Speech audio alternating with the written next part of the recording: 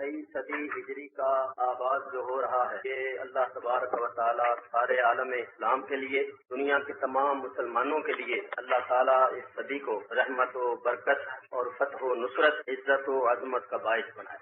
ربنا تقبل منا انك انت العليم وتب علينا انك انت التواب الرحيم بحرمة سيد المرسلين ان الله وملائكته يصلون على النبي يا ايها الذين امنوا صلوا عليه وسلموا تسليما اللهم صل على سيدنا محمد معدن الجود والكرم وآله وصحبه وبارك وسلم صلاة وسلاما عليك يا رب سبحان ربك رب العزة عما يصفون وسلام على المرسلين والحمد لله رب العالمين نحمده ونصلي ونسلم على رسوله الكريم وعلى آله وصحبه أجمعين أما بعد فأعوذ بالله من الشيطان الرجيم بسم الله الرحمن الرحيم الذين آمنوا وهاجروا وجاهدوا في سبيل الله بأموالهم وأنفسهم أعظم درجة عند الله وأولئك هم الفائزون يبشرهم ربهم برحمة منه ورضوان وجنات لهم فيها نعيم مقيم خالدين فيها أبدا إن الله عنده أجر عظيم صدق الله العلي العظيم درود شریف پڑھیے اللهم صل على سيدنا مولانا محمد وعلى آل سيدنا مولانا محمد وأصحاب سيدنا ومولانا محمد وبارك وسلم الصلاة والسلام عليك يا رسول الله الصلاة والسلام عليك يا حبيب الله الصلاة والسلام عليك يا رحمة للعالمين وعلى آلك وأصحابك يا شفيع المذنبين حمد و صلاۃ کے بعد میرے بزرگوں اور دوستوں، ساؤتھ افریقہ میں غالباً پہلی مرتبہ محرم شریف کی مجالس کا سلسلہ شروع ہو رہا ہے۔ اس سے پہلے مجھے معلوم نہیں ہے کہ آپ کے ملک میں محرم شریف کی مجالس کا انعقاد ہوا اور میں آپ حضرات کو اس سلسلے میں مبارکباد پیش کرتا ہوں کہ آپ نے یہ سلسلہ دربند سے شروع کیا ہے اور اس کا سہرا ہمارے محترم حاجی محمد ابراہیم طار محمد کے سر پر ہے اور ان کے تمام دوستوں اور تمام معاونین اور اس مسجد کے 33 حضرات اس نے بھی سننے کے لیے تشریف لائے ہیں، سب کا حصہ ہے۔ اللہ تبارک و تعالی ان مجالس کا انعقاد اور جو کچھ ان دنوں میں بیان ہو اس کو میرے لیے اور آپ سب کے لیے خیر و برکت کا موجب بنائے۔ میرا خیال تھا کہ میں آج سے محرم شریف کی مجالس کا سلسلہ شروع کروں اور حضرت آدم علیہ السلام سے شروع کروں اور یہ بتاؤں کہ اس دنیا میں اللہ تبارک و تعالیٰ نے اپنے بندوں کا امتحان کیا، ان کو طرح طرح کی مصیبتوں میں مبتلا کیا اور ان کو آزمایا۔ جب وہ راہ حق میں ثابت قدم رہے تو اللہ تعالیٰ نے ان کے درجات کو بلند کیا اور ان کے کردار کو اور ان کے اعمال کو آنے والی نسلوں کے واسطے نمونہ اور مثال بنایا۔ مگر اب میں نے خیال کیا ہے کہ یہ سلسلہ میں کل سے انشاءاللہ العزیز شروع کروں گا۔ آج میں آپ حضرات کے سامنے ہجرت کا فلسفہ بیان کرتا ہوں، کیونکہ 14 صدیاں گزر گئی، آج 14ویں صدی ختم ہو گئی اور 15ویں صدی کا آغاز ہو رہا ہے۔ تو نبی کریم علیہ السلام کی ولادت شریف جس تاریخ سے ہوئی اس تاریخ سے اسلام کی تاریخ کا آغاز نہیں ہوا۔ جس تاریخ کو حضور علیہ السلام کا وصال ہوا وہ تاریخ اسلامی تاریخ میں نہیں رکھی گئی، نہ ولادت کی تاریخ رکھی گئی، نہ وصال کی تاریخ رکھی گئی۔ یہ ہجرت کی تاریخ جو ہے اس کو رکھا گیا۔ اس میں کیا حکمت ہے اور کیا راز؟ ہجری کو رکھا گیا، سنے ولادت کو، سنے وفات کو نہیں رکھا گیا، سنے ہجرت کو رکھا گیا ہے۔ آپ کہتے ہیں کہ 1399 ہجری، 1300 اتنے ہجری کا سال رکھا گیا ہے اسلام میں۔ اس میں کیا حکمت ہے اور کیا کیا راز ہے۔ ابھی بیٹھے بیٹھے میں نے خیال کیا کہ یہ سلسلہ جو ہے محرم شریف کی مجالس کا وہ تو کل سے شروع کریں گے، آج یہ ہجرت کا فلسفہ آپ کے سامنے بیان کروں۔ دیکھیے، اس فلسفے کو سمجھنے سے پہلے بطور تمہید ایک دو باتیں آپ کی خدمت میں پیش کرتا ہوں۔ آپ حج کرنے کے لیے جاتے ہیں اور دیکھتے ہیں کہ تمام حاجی بادشاہ سے لے کر گدھا تک، امیر سے لے کر فقیر تک، عالم سے لے کر جاہل تک، سب کے سب صفا اور مروہ کے درمیان دوڑتے صحیح کر۔ اسی طرح سارے احرام باندھتے، جمروں پر کنکریاں مارتے۔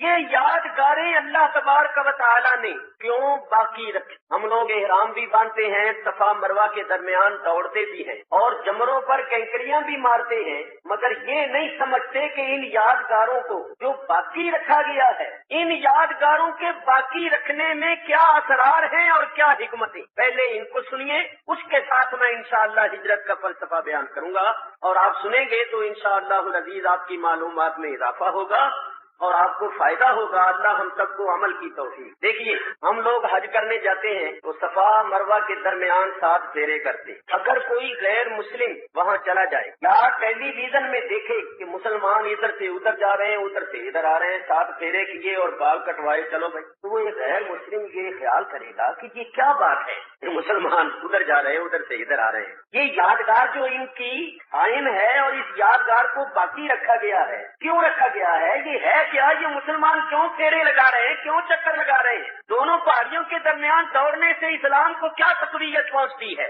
یہ بات کیا ہے؟ کیا اس دوڑنے کے لیے اتنی دور سے آتے ہیں؟ ہزار روپیہ خرچ کرتے ہیں، سفر کی صعوبتیں برداشت کرتے ہیں، اور ہم لوگ بھی دوڑ کر آ جاتے ہیں اور اس دوڑنے سے جو سبق حاصل ہوتا ہے وہ سبق حاصل نہیں کرتے۔ دیکھیے، سب جانتے ہیں کہ صفا مروہ کے درمیان دوڑنا یہ یادگار ہے حضرت ہاجرہ علیہ السلام۔ جب حضرت ابراہیم ان کو اور ان کے دودھ پیتے بچے حضرت اسماعیل علیہ السلام کو وہاں چھوڑ گئے، تو آپ کو معلوم ہے کہ جب حضرت ابراہیم خلیل اللہ نے اپنی بیوی حضرت ہاجرہ اور اپنے دودھ پیتے بچے حضرت اسماعیل کو وہاں چھوڑا تو چھوڑ کر چل دی، کوئی بات نہیں کی، کوئی پروگرام نہیں بتایا آنے جانے کا، بس ان کو وہاں اتارا، چھوڑا اور چل دیے۔ مائی صاحبہ نے یہ خیال کیا کہ یہاں نہ کوئی آبادی ہے، نہ بستی ہے، نہ رہنے سہنے کا انتظام ہے، نہ کھانے پینے کا انتظام ہے، جنگل ہے، پہاڑی علاقہ ہے، میں ایک عورت ہوں، گود میں دودھ پیتا بچہ ہے،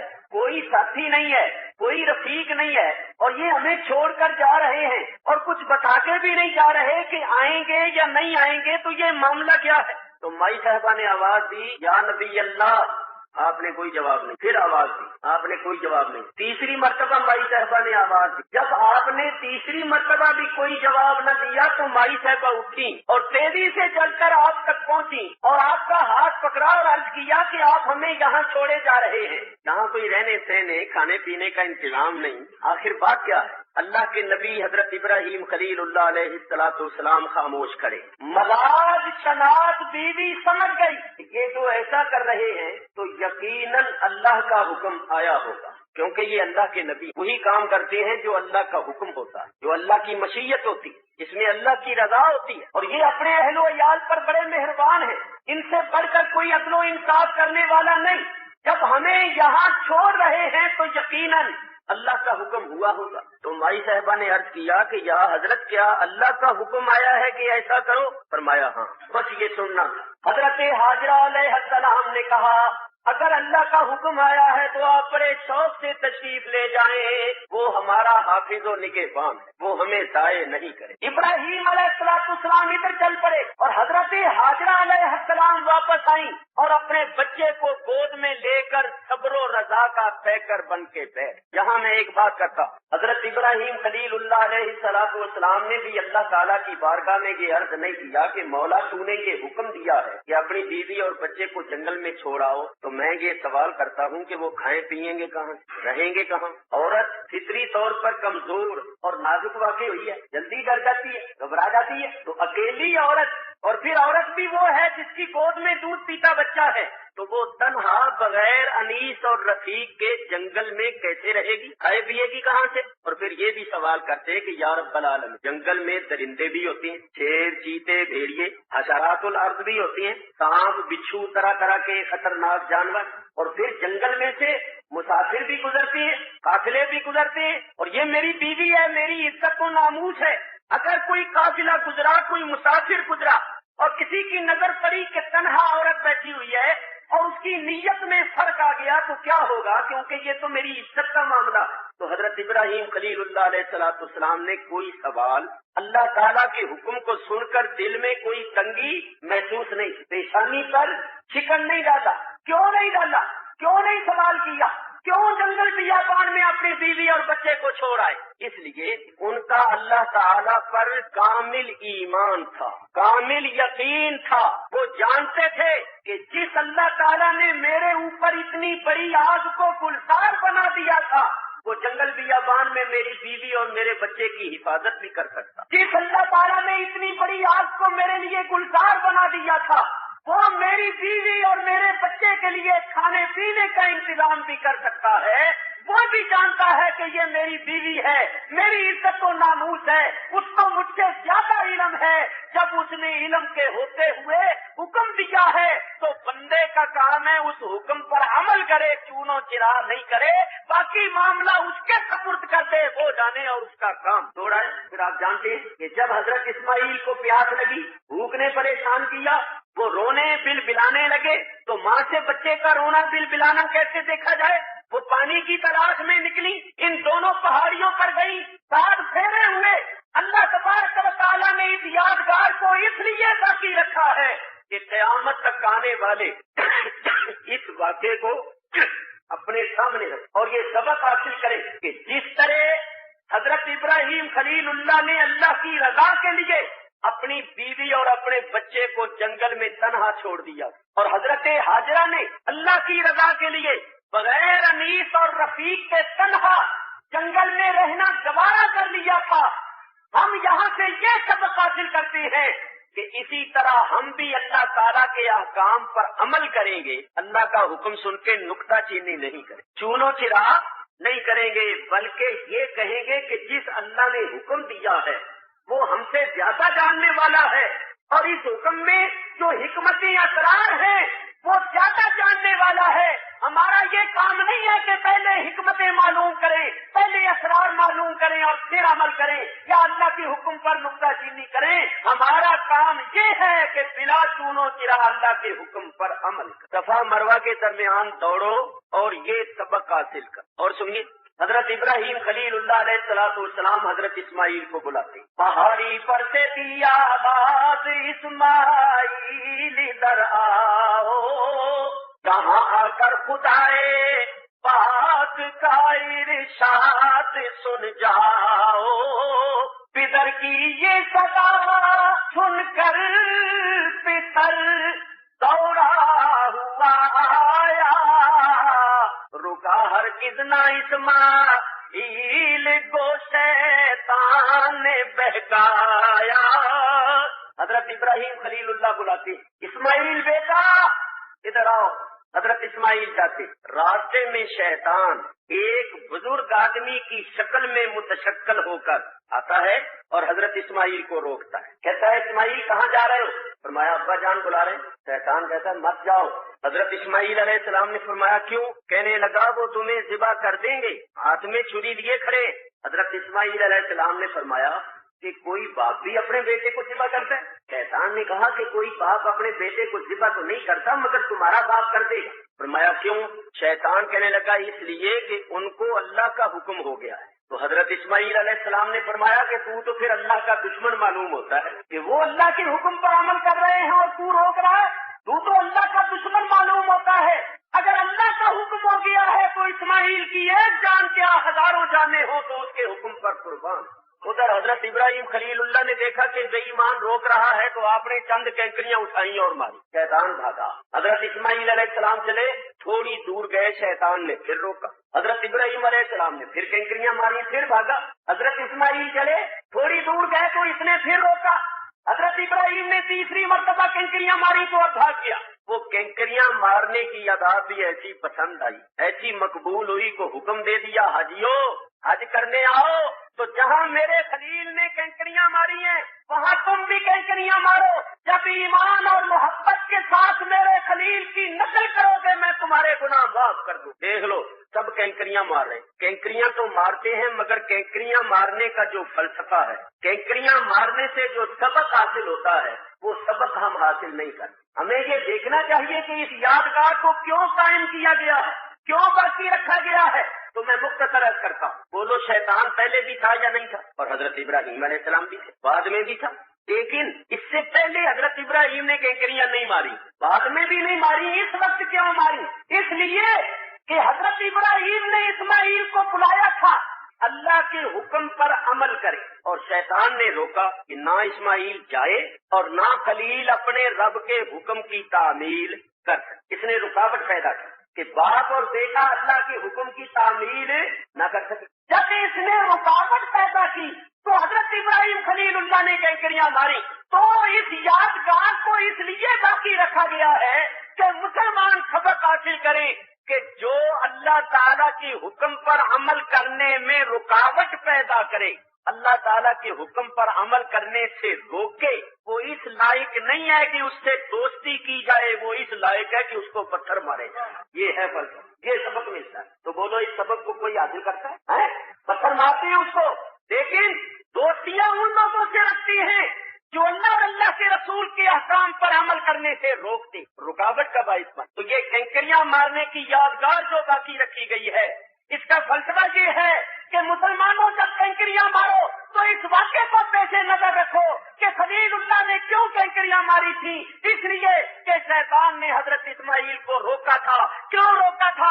کہ باپ بیٹا اللہ کے حکم پر عمل نہ کر سکے. تو سبق ملا کہ جو اللہ کے حکم پر عمل کرنے سے روکے یا رکاوٹ کا باعث بنے وہ اس لائق نہیں کہ اس سے دوستی اور محبت کی جائے، بلکہ وہ اس لائق ہے کہ اس کو پتھر مارے. یہ سبق اگر ہم حاصل نہیں کرتے تو ہمارا کینکریاں مارنا ایک رسمی طور پر ہوتا ہے، ورنہ اصل جو ہے اس کی روح اس کو ہم نے فراموش کر. اب سنیے ہجرت کا فلسفہ. حضور علیہ السلام کے یوم ولادت کی تاریخ کو اسلام میں نہیں رکھا گیا. جس طرح ہجری کو رکھا گیا ہے اس طرح اس تاریخ کو نہیں رکھا گیا. یوم وصال کی تاریخ کو نہیں رکھا گیا. ہجرت کی تاریخ کو کیوں رکھا گیا اور اس ہجرت کو بہت بڑا درجہ اور مرتبہ قرار دیا گیا؟ تو اب سنو، ہمارے نبی کریم علیہ السلام نے مکہ مکرمہ میں جب نبوت کا دعویٰ فرمایا اور نبوت و رسالت کے فرائض انجام دینے شروع کیے، اللہ کے احکام کو لوگوں تک پہنچانا شروع کیا، توحید و رسالت پر ایمان لانے کی دعوت دی، بت پرستی، کفر اور شرک وغیرہ سے روکا، تو بجائے اس کے کہ لوگ اس دعوت حق کو تسلیم کر لیتے، ایمان لے آتے، آپ جانتے ہیں کہ وہ دشمن اور مخالف بنے. انہوں نے دشمنی اور عداوت کا سلسلہ شروع کر دیا. نبی کریم علیہ السلام اور آپ کے ماننے والوں کو اذیتیں اور تکلیفیں پہنچانا شروع کر. انشاءاللہ العزیز یہ بیان تفصیل سے آپ کے سامنے آئے گا آنے والی تقریروں میں. ابھی میں نے صرف یہ عرض کرنا ہے کہ اتنی تکلیفیں پہنچائیں دشمنوں نے کہ نبی کریم صلی اللہ علیہ وسلم کے ایک ارشاد سے اندازہ کر لیجئے. حضور فرماتے جتنا میں اللہ کی راہ میں ستایا گیا ہوں کوئی پیغمبر نہیں ستایا. مکہ مکرمہ کی 13 سالہ زندگی کئی مرتبہ کافروں نے قتل کے منصوبے بنائے، آپ کو ختم کر دینے کی سازشیں کی. کوئی ظلم و ستم ایسا نہیں تھا جو انہوں نے آپ پر اور آپ کے ماننے والوں پر نہ کیا. یہاں تک سنو، مکے میں 40 خاندان آباد تھے، ہر خاندان نے ایک ایک آدمی دیا نبی کریم علیہ السلام کو قتل کرنے کے لیے. 40 خاندانوں کی طرف سے 40 جوان ننگی تلواریں لے کر سرکار کے مکان کا محاصرہ کر دیتے، ارد گرد کھڑے ہو جاتے اور اس عزم اور ارادے کے ساتھ کھڑے ہوتے ہیں کہ آج محمد کو زندہ نہیں چھوڑنا صلی اللہ علیہ وسلم. جو ہی وہ گھر سے قدم پار رکھیں گے، جس طرف بھی نکلیں گے ان پر حملہ ہوگا، ایک دم تلواروں کے وار ہوں گے اور ان کا سر جسم سے جدا کر دیا جائے گا اور ان کو ختم کر دیا جائے گا. 40 جوان اس ناپاک عزم اور ارادے کے ساتھ مکان کے ارد گرد کھڑے. حضور علیہ السلام گھر میں رونق افروز ہے، آپ کے پاس امیر المومنین حضرت علی کرم اللہ تعالی وجہ الکریم بھی اللہ تعالیٰ نے ہجرت کا حکم دے دیا، اے میرے حبیب یہاں سے ہجرت فرما کر مدینہ منورہ چلے جاؤ۔ حضور نے حضرت علی سے فرمایا کہ مجھے اللہ نے ہجرت کا حکم دیا ہے، اب میں ہجرت کروں گا، یہاں سے جاؤں گا، اور میرے پاس کچھ لوگوں کی امانتیں ہیں، یہ امانتیں میں تمہارے سپرد کرتا ہوں، یہ امانتیں اہل امانت کو دے کر تم بھی میرے پیچھے میرے پاس آ جاؤ۔ حضور علیہ الصلوۃ والسلام نے امانتیں حضرت علی کے سپرد کی اور فرمایا تم میرے بستر پر چادر اوڑھ کر لیٹ جاؤ۔ دیکھیے سبق حاصل کیجیے، یہ امانتیں کن لوگوں کی تھیں؟ وہی جو جان کے دشمن، وہی جو قتل کرنے کے لیے تلواریں ہاتھ میں لے کر کھڑے ہوئے تھے، کافروں کی دشمنوں کی امانتیں تھیں۔ ایسے حالات میں بھی ہمارے نبی کریم علیہ الصلوۃ والسلام ان کی امانتیں نہیں دباتے کہ جب یہ میری جان کے دشمن بنے ہوئے ہیں، میرے خون کے پیاسے ہو رہے ہیں، تو چلو ان کی امانتیں دباؤ، لے جاؤ۔ اور اس وقت ہمیں ضرورت بھی ہے، جو جان کے دشمن ہیں ان کے ساتھ یہ دیانتداری اور امانتداری کا سلوک کیا مانا؟ لیکن نہیں، مسلمانوں تم سینے پر ہاتھ مار کے ساری دنیا کو چیلنج کر سکتے ہو کہ بتاؤ اس زمین پر ہمارے نبی جیسا کوئی امانت دار ہوا ہے؟ ادھر دیکھیے دشمن خون کے پیاسے ہو رہے ہیں، ننگی تلواریں لے کر مکان کا محاصرہ کیے ہوئے ہیں کہ آپ چنتا نہیں چھوڑنا، اور انہی کی امانتیں ہیں سرکار کے پاس۔ ایسے حالات میں بھی ایسے بدترین دشمنوں کی امانتیں بھی حضور نہیں دباتے، بلکہ حضرت علی کو فرماتے ہیں یہ فلاں کی امانت ہے، یہ فلاں کی امانت ہے، یہ امانتیں ان کو دے کر تم میرے پاس آ۔ بتائیے ہمارے نبی کریم جیسا اس دنیا میں کوئی دیانت دار اور امانت دار ہوا ہے؟ حضرت علی کو امانتیں سپرد کی اور سرکار نکلے، اکیلے نکلے، تنہا نکلے۔ اللہ نے فرمایا میرے حبیب چپکے سے نہیں نکلنا، دبے پاؤں نہیں نکلنا، میرے حبیب تیری زندگی کا ایک ایک ورق لکھا جائے گا، تیری ہر ہر ادا قلم بند کی جائے گی، تیری ہر ہر بات لکھی جائے گی، تیری سیرت، تیرے کردار میں، تیرے حالات میں یہ نہ لکھا جائے کہ ہجرت کی رات نبی دبے پاؤں نکل گئے، چپکے سے نکل گیا، نہیں قرآن پڑھتا ہوا نکل، اپنی رسالت کے ڈنکے بجاتا ہوا نکل، اور یہ دشمن جو تلواریں لیے کھڑے ہیں ان کے سروں پر خاک ڈالتا ہوا نکل۔ حضور علیہ الصلوۃ والسلام نے سورہ یاسین پڑھنی شروع کر دی، جب اس آیت پر پہنچے وَجَعَلْنَا مِن بَيْنِ أَيْدِيهِمْ سَدًّا وَمِن خَلْفِهِمْ سَدًّا فَأَغْشَيْنَاهُمْ فَهُمْ لَا يُبْصِرُونَ۔ اللہ نے ان کافروں کی آنکھوں کے آگے پردے حائل کر، وہ نبی کریم کو نہیں دیکھتے تھے، اور نبی کریم تو سب کچھ دیکھ۔ سرکار نکلے، قرآن پڑھتے ہوئے نکلے، اور وہ تلواریں لے کر کھڑے ہوئے ہیں، ان کی آنکھوں پر پردے پڑ گئے، ان کے اور سرکار کے درمیان دیواریں حائل ہو گئی، وہ نہیں دیکھ رہے۔ سرکار نے ایک خاک کی مٹھی لی زمین سے، خاک کی مٹھی بھری اور ان کے یوں سروں پر ڈالی۔ یہاں ایک بات کرتا ہوں، وہ خاک سب کے سروں پر پڑی، حالانکہ آپ سمجھ سکتے ہیں کہ 40 آدمی اگر ایک دوسرے کے سر کے ساتھ سر جوڑ کے کھڑے ہوئے ہو نا، تو یوں خاک کی مٹھی پھینکی جائے تو پھر بھی 40 سروں پر نہیں پڑتی۔ پڑ سکتی ہے؟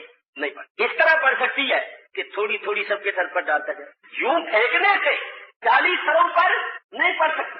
اور وہ سروں کو جوڑ کر نہیں کھڑے ہوئے تھے، وہ تو مکان کے ارد گرد کھڑے ہوئے تھے، اور مٹی پڑی سب کے سروں پر، تو کیسے پڑ گئی؟ سنو، میں اور آپ خاک کی مٹھی پھینکے تو نہیں پڑ سکتی، لیکن جب یہ دیکھا جائے کہ وہ خاک کس کے ہاتھ سے نکلی تھی اور وہ ہاتھ کس کا ہاتھ تھا، تو پھر مسئلہ سمجھنا مشکل نہیں رہتا، آسان ہو جاتا ہے، کیونکہ حضور کا ہاتھ اللہ کا ہاتھ۔ سنگ ریما می سند دستد جناب ہمارا میتا کدھر میں تایب خطاب۔ اسی طرح ایک جنگ میں حضور نے چند کینکریاں اٹھائی اور کافروں کو ماری، اللہ نے آیت اتاری، اللہ فرماتا ہے مارا میتا، میرے محبوب یہ کینکریاں تو نے نہیں ماری، اذ رمیتا، جبکہ تو نہیں ماری، یہ بات بڑی قابل ہے، تو نے نہیں ماری، کب؟ جبکہ تو نہیں ماری، تو نے نہیں ماری جبکہ تو نہیں ماری، تو پھر کس نے ماری؟ ولیکن اللہ رما، وہ تو اللہ نے ماری۔ بتانا یہ تھا تیرا کینکریاں مارنا اللہ کا کینکریاں مار، اور تیرا ہاتھ اللہ کا ہاتھ۔ اعلیٰ حضرت امام اہل سنت مولانا شاہ احمد رضا فاضل بریلوی رحمۃ اللہ علیہ فرماتے کہ دست رحمت عین دست ذوالجلال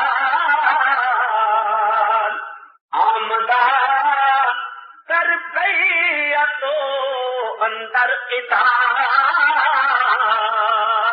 چونکہ وقت کے امام ہیں ساتھ دلیل بھی پیش کر رہے ہیں. بیعت والی آیت پڑھ کے دیکھو, قتال والی آیت پڑھ کے دیکھو تو حضور کا ہاتھ اللہ کا ہاتھ ہے, اور آپ جانتے ہیں کہ اللہ خود فرماتا ہے, حدیث قدسی ہے, صحیح بخاری میں موجود ہے. اللہ فرماتا ہے جو بندہ میرا محبوب بن جاتا ہے اس کا ہاتھ میں بن جاتا ہوں. ہاتھ اس کا ہوتا ہے, پھر قوت میری کام. تو سرکار نے ان کے سروں پر خاک ڈالی اور تشریف لے گئے. کہاں تشریف لے گئے؟ سیدنا ابو بکر صدیق رضی اللہ تعالیٰ عنہ کے مکان. جب حضرت ابو بکر صدیق رضی اللہ تعالیٰ عنہ کے مکان پر گئے, کیا دیکھا کہ اندر چراغ جل رہا اور صدیق اکبر جاگ رہے. ابھی حضور نے ناخنوں سے دروازہ کھٹکھٹایا, ابو بکر صدیق نے دروازہ کھولا. فرمایا ابو بکر تم جاگ رہے ہو, جیسے تمہیں پہلے ہی معلوم ہو کہ میں آ رہا ہوں, جیسے تمہیں پہلے ہی میرے آنے کا علم ہو. چراغ جل رہا ہے, تم جاگ رہے ہو, یہ کیا بات ہے؟ عرض کیا یا رسول اللہ, آج سے کچھ عرصہ پہلے آپ نے برسبیل گفتگو یہ فرمایا تھا کہ ہمیں یہاں سے ہجرت کرنی پڑے گی اور اللہ تعالیٰ کا حکم اچانک آئے گا, اور میری طرف اشارہ کر کے آپ نے فرمایا تھا کہ یہ میرا رفیق سفر ہوگا. تو حضور اس دن سے ابو بکر رات کو کبھی سویا نہیں. اس دن سے ابو بکر رات کو کبھی نہیں سویا کہ پتہ نہیں کس وقت حکم ہو جائے. اور سرکار تشریف لائیں اور میں سویا ہوا ہوں, اٹھانے میں, جگانے میں, دروازہ کھولنے میں دیر لگ جائے اور اتنے میں دشمن کسی نقصان کے پہنچانے میں کامیاب ہو جائے, تو اس دن سے ابو بکر رات کو کبھی سویا نہیں. حضور علیہ الصلوۃ والسلام نے فرمایا ابو بکر اللہ تعالیٰ نے ہجرت کا حکم دیا ہے اور تم میرے رفیق سفر ہو, چلو. دونوں چلے.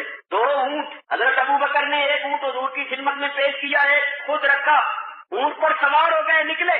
کافروں نے شہر کی بھی ناکہ بندی کر رکھی, یعنی جو راستے نکلتے ان راستوں پر بھی 2 آدمی بٹھا رکھے کہ اگر اتفاق سے کہیں نکل بھی جائے تو کم از کم اتنا تو پتہ چلے کہ کدھر گیا ہے. پیچھا کرنا, تعاقب کرنا آسان ہوگا. تو جس رستے نکلے 2 آدمی بیٹھے. جب انہوں نے 2 سوار آتے ہوئے دیکھے تو وہ ذرا ہوشیار ہو گئے, چوکنے ہو گئے, کھڑے ہو کے کہنے لگے تم کون ہو؟ اب یہ بڑا نازک وقت, بڑا نازک. حضرت ابو بکر صدیق رضی اللہ تعالیٰ عنہ نے جلدی سے فرمایا میں ابو بکر بن ابی قحافہ ہوں. انہوں نے کہا یہ تمہارا ساتھی کون ہے؟ اب بڑا نازک مرحلہ, اگر غلط بیانی کرتے ہیں تو صدیق نہیں رہتے. شان صدیقیت پر حرف آتا ہے کیونکہ صدیق کے معنی ہے بہت زیادہ سچا, جس کی زبان پر صداقت کے خلاف کبھی کوئی کلمہ ہی نہ آئے, جو صداقت کا فیکٹر ہو. وہ اگر غلط بیانی کرتی ہیں, غلط بتاتے ہیں تو شان صدیقیت پر حرف آتا ہے, اور اگر صاف صاف بتاتے ہیں تو دشمن کو پتہ چلتا ہے. بڑا نازک مرحلہ. مگر قربان جائیں حضرت صدیق اکبر کے علم کے, ان کے فضل کے, ان کی قابلیت کے. کیا فرمایا آپ نے؟ ارشاد فرمایا الذی رجل یہدینی, میرے ساتھ یہ وہ شخص ہے جو مجھے راستہ بتاتا ہے. الذی رجل, یہ وہ مرد ہے, یہدینی, جو مجھے راستہ بتاتا ہے, میری رہنمائی کرتا ہے. یہ میرا راستہ بتانے والا میرا رہنما ہے. انہوں نے سمجھا ابو بکر رات کے وقت کہیں جا رہے ہیں, رستہ معلوم نہیں ہوگا تو کوئی آدمی ساتھ لیا ہے جو رستہ بتا دے گا. جاؤ بات بھی سچی ہو گئی اور دشمنوں کو پتہ بھی نہیں. حضرت ابو بکر صدیق کی مراد یہ تھی یہ میرے رہنما, میرے ہاتھی.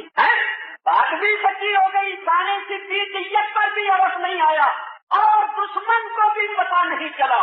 چلے مکہ مکرمہ سے 6-7 میل کے فاصلے پر ایک پہاڑ ہے جس کا نام ہے جبل ثور. 3 میل چڑھائی ہے اور چڑھائی بھی بڑی سخت, دشوار اور کٹھن ہے. بعض پہاڑوں میں ڈھلوان زیادہ ہوتی ہے اور بعض میں کم ہوتی ہے, ایک دم چڑھائی ہوتی ہے. یہ پہاڑ بھی ایسا ہے جس میں ڈھلوان تو تھوڑی سی برابر سی زمین آتی ہے, پھر دوسری چڑھائی شروع ہو جاتی ہے, پھر چڑھتے جاؤ, چڑھتے چڑھتے جب چوٹی پر پہنچتی ہے برابر سی زمین آتی ہے, پھر تیسری چڑھائی شروع ہو جاتی ہے. تو تیسری چڑھائی کی چوٹی کے پاس وہ غار ہے. اور سنیے, اب تو ترکوں کے بادشاہوں نے زائرین کی سہولت کے واسطے مزدوروں کو لگوا کر پتھر کٹوا کے सीढ़ियों की मानद बना दी जाए, और उस वक्त तो इसका सवाल ही पैदा नहीं होता, क्योंकि उस वक्त अभी की ज़ियारत गाह भी नहीं बनी।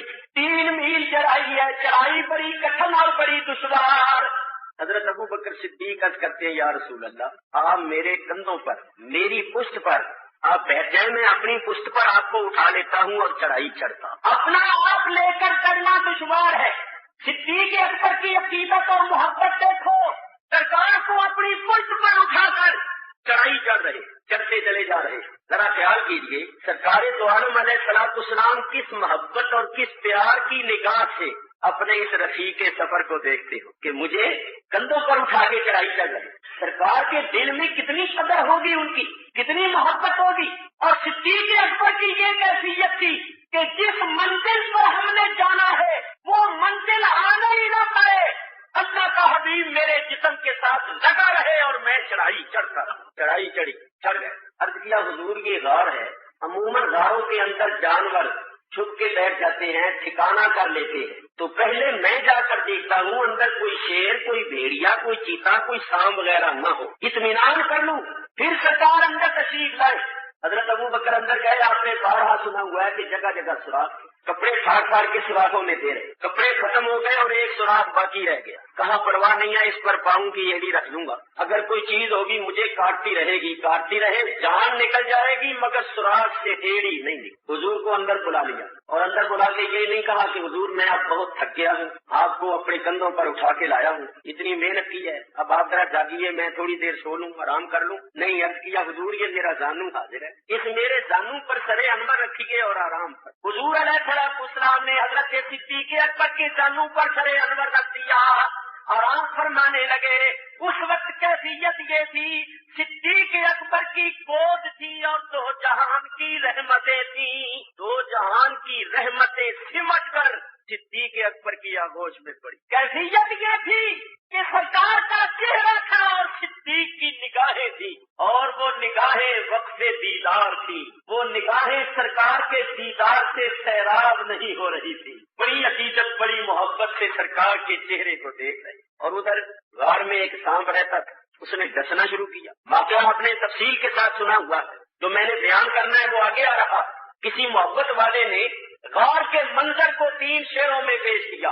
वो फरमाते हैं, देखिए तो वो गार का मंजर कौन है बैठा गोद में लेकर, देखिए तो वो गार का मंजर कौन है बैठा गोद में लेकर, सरवरे आलम का सरे अतहर रज़ी अल्लाह ताला अन्हो, सपड़ो रज़ी अल्लाह ताला अन्हो, रज़ी अल्लाह ताला अन्हो, मौलाना सिद्दीक अकबर रज़ी अल्लाह ताला नबियों के बाद हैं सबसे बेहतर रज़ी अल्लाह ताला।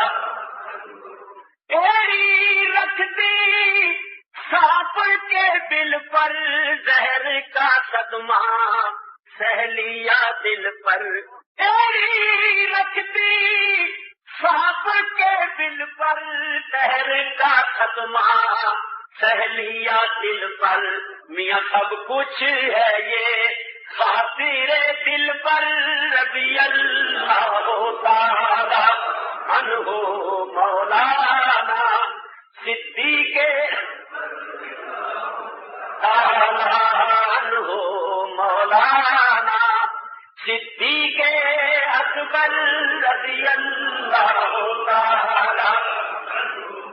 यार के नाम पे मरने वाला, सब कुछ सदके करने वाला, जान भी कुर्बान की, माल भी कुर्बान की, औलाद भी कुर्बान। यार के नाम पे मरने वाला, सब कुछ सदके करने वाला, और मंजिले इश्को सिद्क का रहबर रज़ी अल्लाह ताला अन्हो, मौलाना सिद्दीक अकबर रज़ी अल्लाह ताला। آدمی کی شکل میں متشکل ہو کر ان کے پاس آیا جو مکان کے ارد گرد کھڑے تھے، ابھی کھڑے ہوئے۔ شیطان نے کہا کیوں کھڑے ہو؟ کہنے لگے نہیں جانے دینا، مار دینا، زندہ نہیں چھوڑنا۔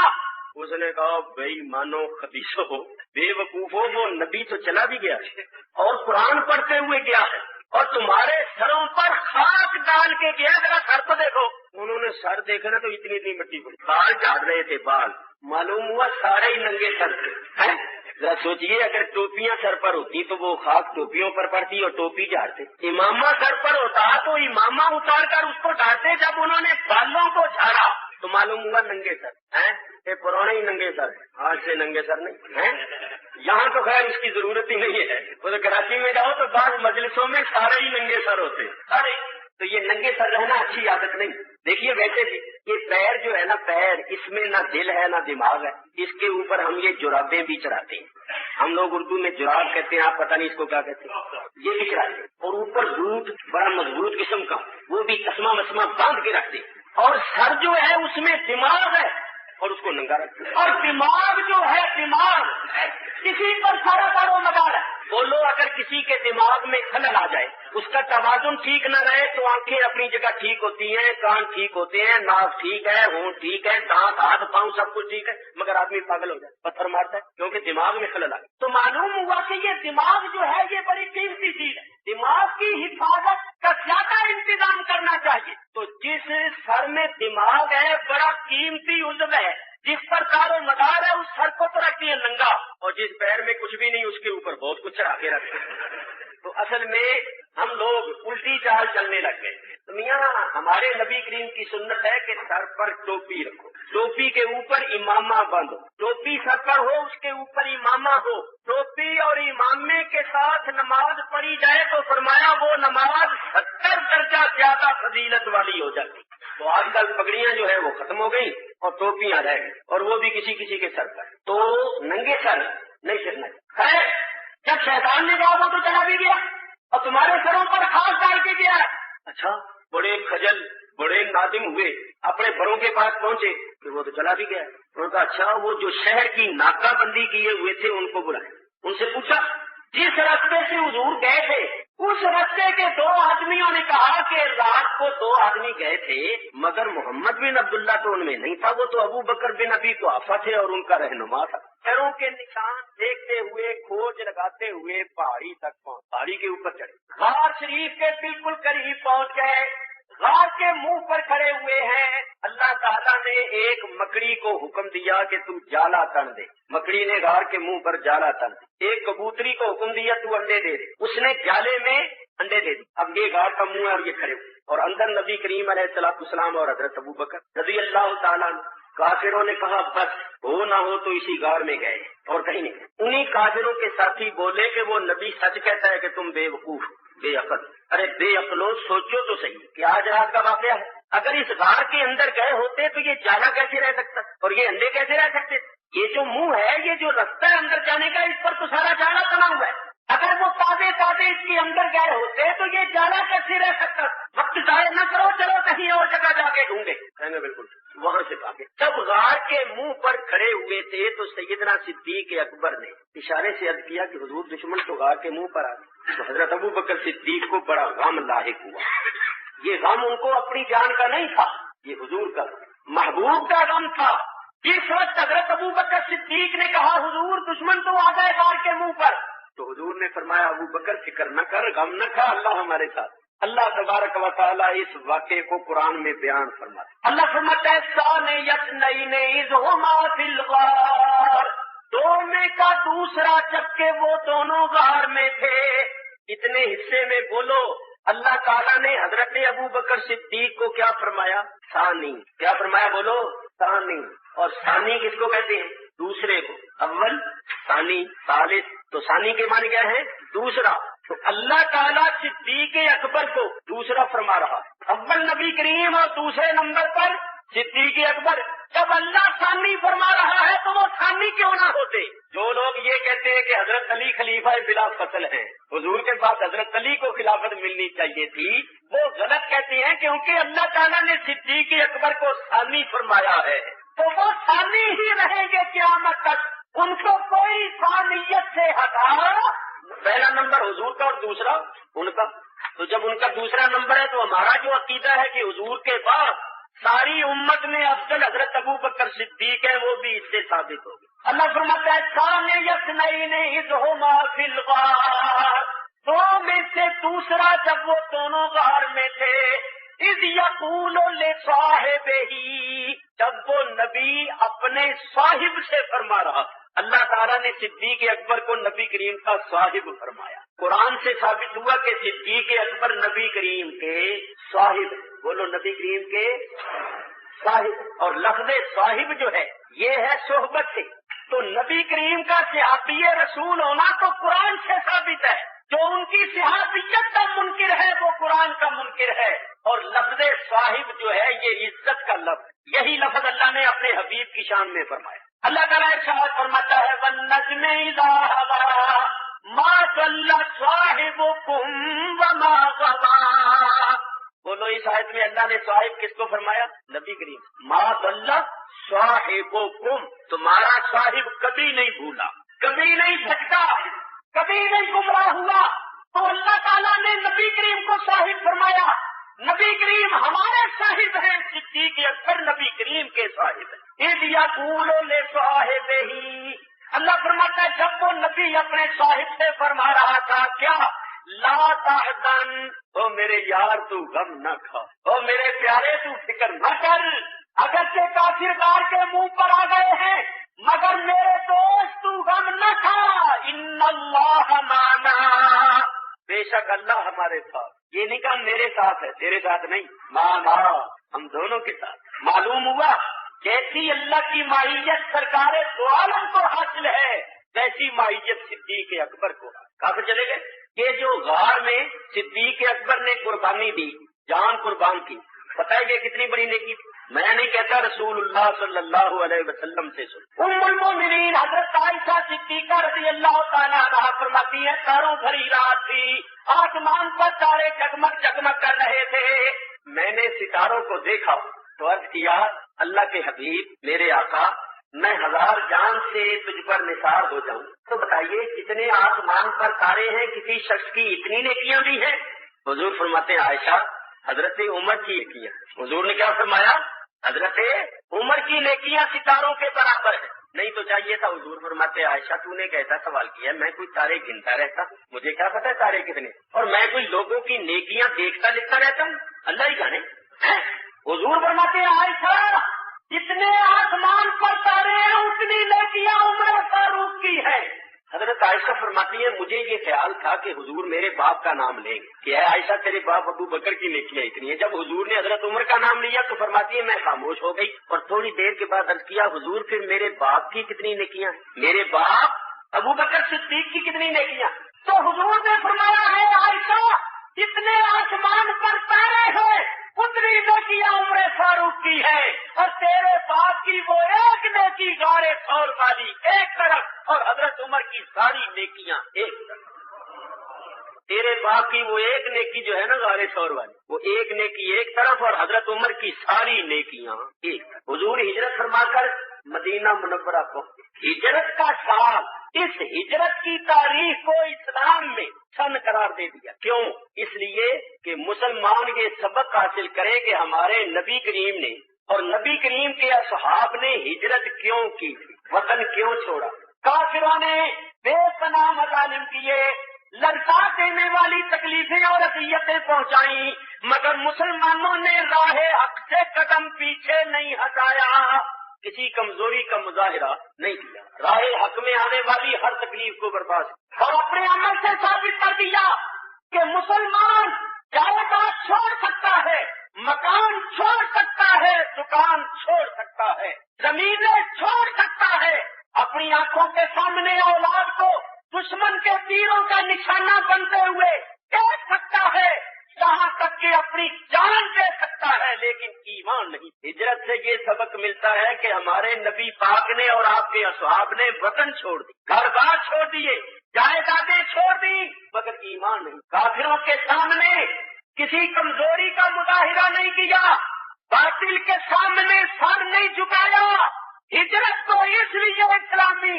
تاریخ میں سال قرار دیا گیا کہ قیامت تک پیدا ہونے والے مسلمان یہ سبق حاصل کریں کہ اسلام میں ہجرت ہے. مسلمان وطن چھوڑ دیتا ہے، مال چھوڑ دیتا ہے، گھر چھوڑ دیتا ہے اور دکان سامان سب کچھ چھوڑ دیتا ہے مگر اپنا ایمان نہیں. یہ سبق ملتا ہے اس ہجرت سے. تو نبی کریم علیہ السلام نے ہجرت کرنا، ہجرت کرنا سنت ہے. کب؟ جبکہ کافر آزادی کے ساتھ اللہ کا نام نہ لے لے. جب کسی ملک میں آپ آزادی کے ساتھ اللہ کا نام نہ لے سکے، اللہ کی عبادت نہ کر سکے، اپنے دین کے احکام پر عمل نہ کر سکے تو اس ملک میں رہنا جائز نہیں ہے. وہاں سے ہجرت کرنا واجب اور ضروری ہو جاتا ہے. قیامت کے دن بعض لوگ کہیں گے یا اللہ ہم ایسے ملک میں رہتے تھے، وہاں آزادی کے ساتھ ہم یہ کام نہیں کر سکتے تھے. تو اللہ فرمائے گا کہ اللہ کی زمین وسیع نہیں تھی کہ تم ہجرت کر جاؤ؟ علم تکن ارض اللہ واسعۃ، کیا اللہ کی زمین وسیع نہ تھی؟ اب تو حاضر ہو کہ تم ہجرت کر جاتے. تو نبی کریم نے اس لیے ہجرت کی کہ ہجرت کرنا میری سنت قرار پا جائے. اور اس ہجرت سے مسلمان قیامت تک یہ سبق حاصل کرتے رہے کہ مومن وطن چھوڑ سکتا ہے، مومن مکان چھوڑ سکتا ہے، دکان چھوڑ سکتا ہے، جان دے سکتا ہے، لیکن ایمان نہیں. جس طرح صفا مروہ کی یادگار باقی ہے، جمروں پر کنکریاں مارنے کی یادگار باقی ہے، اسلام میں ہجرت کی یادگار باقی ہے. اور اسلامی تاریخ میں ہجرت کا سال تاریخ قرار دیا گیا اس لیے کہ مسلمان یہ سبق حاصل کرتے رہے کہ ہم جان دے سکتے ہیں، وطن چھوڑ سکتے ہیں، ایمان نہیں چھوڑے. اور جنہوں نے اللہ کی راہ میں ہجرت کی پھر ان کے بارے میں جو اللہ نے فرمایا وہ میں نے آیت پڑھی ہے، اس کا ترجمہ کرتا ہوں اور گفتگو ختم کرتا ہوں. الذین آمنوا، وہ لوگ جو ایمان لائے، وہاجروا، اور ہجرت کی، مکے سے ہجرت کر کے مدینے، وجاہدوا فی سبیل اللہ باموالہم وانفسہم، مدینے میں آ کر اللہ کی راہ میں جہاد کیا اپنے مالوں سے اور اپنی جانوں سے. اللہ تعالیٰ ارشاد فرماتا ہے اعظم درجۃ عند اللہ، اللہ کے نزدیک ان کا بہت بڑا درجہ. ایک ہوتا ہے عظیم اور ایک ہوتا ہے اعظم. عظیم کے معنی بڑا، اعظم کے معنی ہے بہت بڑا. اعظم درجۃ عند اللہ، اللہ کے نزدیک ان کا بہت بڑا درجہ ہے. وَأُولَٰئِكَ هُمُ الْفَائِزُونَ، اور یہی لوگ اپنی مرادوں کو پانے والے. یبشرہم ربہم، خوشخبری دیتا ہے ان کو رب ان کا اس بات کی، برحمت منہ، اپنی رحمت کی. ایک ورضوان، اور اپنی رضا مندی. دو وجنات لہم فیہا نعیم مقیم خالدین فیہا ابدا، اور ایسے باغوں کی جن میں ہمیشہ رہنے والی نعمتیں، اور وہ ان باغوں میں ہمیشہ ہمیشہ رہے، وہ ان جنتوں میں ہمیشہ ہمیشہ رہے.